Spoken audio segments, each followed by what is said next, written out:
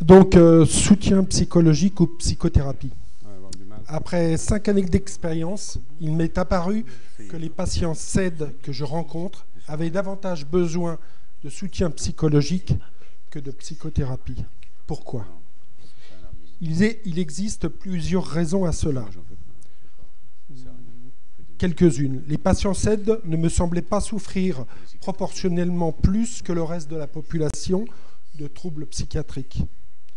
Leur parcours de soins a été marqué négativement par des orientations par défaut vers le domaine psychiatrique ou psychologique. Autre raison, le soutien psychologique permet de recevoir en consultation plusieurs membres d'une même famille. Et comme on a affaire à une pathologie génétique, ça me semble important. Alors, l'objectif du soutien psychologique est de réduire les symptômes ou de trouver des solutions à des problèmes concrets et immédiats. Il s'agit d'accroître les mécanismes d'adaptation du patient et son habilité à fonctionner et à aborder les problèmes de manière active.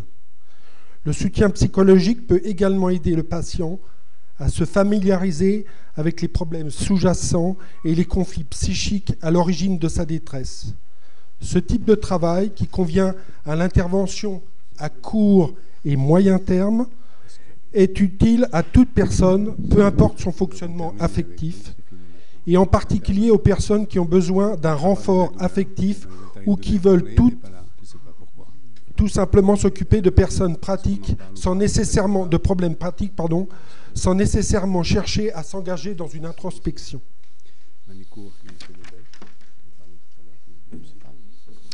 Alors, introduction. C'est une évidence, notre vie est faite de jours et de nuits, de joie, de peine et de folie. L'existence nous offre des hauts et des bas, des heures accablantes et des temps d'enthousiasme. Pour les personnes porteuses d'un SAID, la douleur fait partie du quotidien et ce souvent dès la plus tendre enfance. Elle s'est inscrite naturellement dans leur réel à appréhender. Il ne s'agit pas là de composer avec elle comme avec une dimension qui apparaîtrait provisoirement, mais bien de développer des stratégies psychologiques qui sont le fruit de ce paramètre permanent. Pour intégrer cette donnée, la majorité des patients SAID a développé ce que je nommerais un tempérament de battant. Le schéma psychologique utilisé pourrait également se résumer à peu près à celui-ci. Je fonce, je ne m'écoute pas, on verra bien après ce qu'il se passera. Ce trait de personnalité leur permet d'avancer dans la vie en supportant à la hauteur du tolérable propre à chacun la douleur et la fatigue. Cette stratégie fonctionne souvent jusqu'au croisement avec un événement traumatique de leur vie, accident, séparation, deuil ou au vieillissement. À partir de ce moment-là, cette stratégie du « je serai fort » ne fonctionne plus ou très mal. Chaque fois que la personne essaie de se remettre en route, de se relancer en utilisant son ancien fonctionnement, elle est confrontée très rapidement à des limites qui ne cessent de se rapprocher. Le vide laissé par ce nouveau sentiment d'impuissance peut la conduire très vite vers un état physique et psychique d'épuisement. Un burn-out dont elle ne voit ni l'issue pour s'en sortir, ni le chemin à prendre pour le faire. Il sera alors nécessaire de l'accompagner à développer de nouvelles stratégies qui préconisent une approche différente de ce qu'elle a utilisé jusqu'à présent. Alors, le chemin vers une évolution psychologique. L'analyse de la situation. La douleur chronique n'est pas seulement une douleur aiguë qui dure, elle correspond aussi à un remodelage cérébral. Pour les patients SAID, on peut penser qu'il s'agit même d'un modelage. Vivre depuis la naissance avec des douleurs modifie leur perception au monde. La plupart, d'ailleurs, pensent qu'ils n'ont pas eu de douleur pendant l'enfance puisque celle-ci était insignifiante ou tolérable.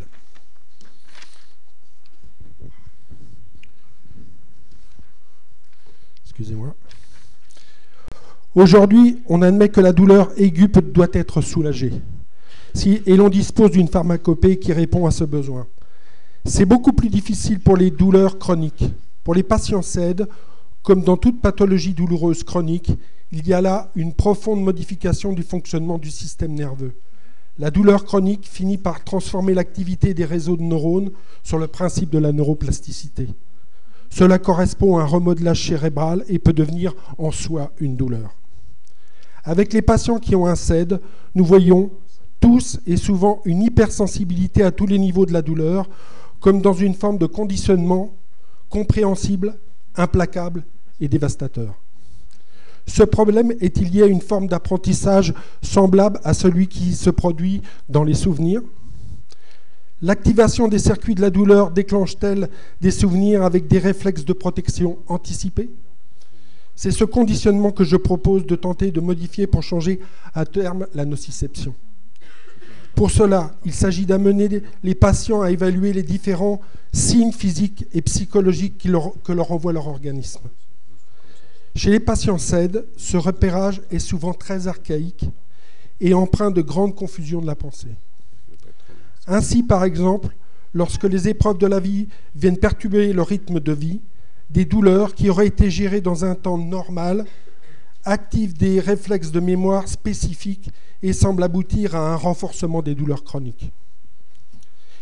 L'idée, au-delà d'appréhender les spécificités de chacun, est donc de réduire peu à peu ces phénomènes.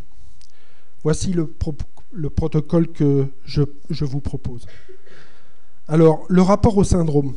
De tout temps, l'homme a eu besoin de donner un sens à sa maladie. Dans notre société occidentale, la perception de la maladie a évolué, mais reste marquée par des conceptions anciennes qui coexistent et se complètent. Celles-ci accordent au plan de traitement et à la guérison une valeur de combat. On déclare la guerre à la maladie, aux microbes, au mal. On utilise des armes thérapeutiques et on définit une stratégie de traitement. On doit faire front et trouver des alliances. Nous avons affaire à un vocabulaire guerrier. En parallèle, dans une conception hippocratique de la maladie, l'individu devient un acteur de sa maladie et de sa guérison. La douleur et la fatigue font partie intégrante de son processus d'auto-évaluation et d'amélioration. Pour cela, le patient doit apprendre à se connaître et à repérer ce qui est bon pour lui ou au contraire nuisible. Cette approche fait du malade le véritable sujet de sa maladie dans toute la dimension de sa singularité. Comprenons-nous bien, reconnaître qu'une personne est un tout dans lequel corps et esprit sont indissociables et s'influencent ne signifie pas que le psychisme impose sa loi au corps, mais que le déclenchement ou le renforcement des symptômes d'une maladie est le plus souvent multifactoriel. Pour accompagner un patient SED, il sera donc nécessaire de veiller dans ce premier temps au rythme personnel de chacun, en se tenant en tant que thérapeute plutôt un pas derrière qu'un pas devant, loin de ce chemin d'évolution. Le risque, si ce canevas de travail n'est pas respecté, c'est que le patient pourrait être perturbé psychologiquement et refuser ce corps qui souffre, et qui souffre moins parfois, qui peut sembler devenir étranger. Il pourra alors avoir la sensation que ce corps moins ou peu douloureux n'existe pas vraiment, car certains aspects fondamentaux de son image corporelle étaient liés à sa capacité à ressentir sa douleur. L'acceptation du syndrome. Le deuxième point, en lien avec l'acceptation de la maladie, permet d'aider le patient à faire avec sa douleur, puisqu'il ne peut pas s'en débarrasser complètement. Ce double travail psychologique amène le patient à mieux se connaître et à mieux se reconnaître, c'est-à-dire à appréhender à la fois sa réalité de personne malade et en même temps de faire évoluer positivement sa représentation du syndrome pour à terme modifier sa nociception.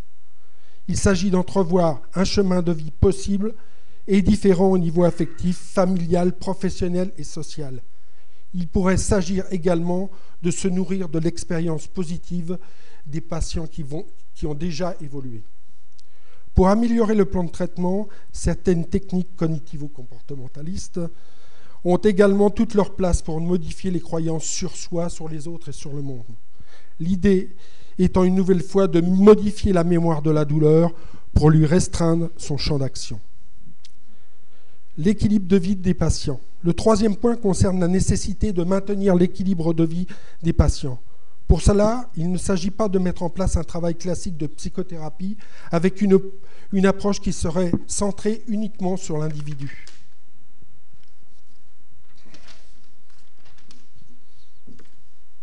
Excusez-moi. Une nouvelle fois, le CED nous entraîne aux frontières des pratiques habituelles. En effet, la plupart des patients que nous recevons, du fait même du syndrome, sont dans des situations de couple et familiales souvent difficiles. Pour les couples, la contrainte touche souvent beaucoup de domaines de la vie, moins ou pas de sortie, une vie sociale réduite, une sexualité qui évolue au gré des possibles, des revenus financiers souvent faibles ou pour le moins contraints par la nécessité de faire face aux dépenses médicales ou paramédicales, un besoin de repos important. Sur le travail avec ces couples et ces familles, il s'agit donc d'instaurer un soutien psychologique qui tienne compte de ces spécificités et de ne pas s'engager dans une psychothérapie dont l'objectif unique est de permettre le développement de la personne. L'inscription dans une démarche de thérapie intégrative. Le 4e point concerne l'inscription dans une démarche élargie de soins médicaux et paramédicaux où le patient peut appréhender les tenants de sa maladie. Il s'agit là de mobiliser les ressources de l'individu pour construire son parcours de santé et de mieux-être. Il s'agit de modifier son rapport à lui-même et à la perception de la douleur qui interréagit avec les fluctuations de son stress et de son humeur. Pour exemple, chaque patient pourrait construire un carnet de suivi personnel de son syndrome où il repérerait les techniques ou outils qui lui conviendraient. La démarche est essentielle, mais elle se prépare peu à peu, tant les options sont possibles. Je vais en citer quelques-unes: hypnose, acupuncture, compléments alimentaires, cure thermale, vêtements compressifs, prothèses, oxygénothérapie, percussionneur, enfin tout ce qu'on a déjà beaucoup vu aujourd'hui. Conclusion.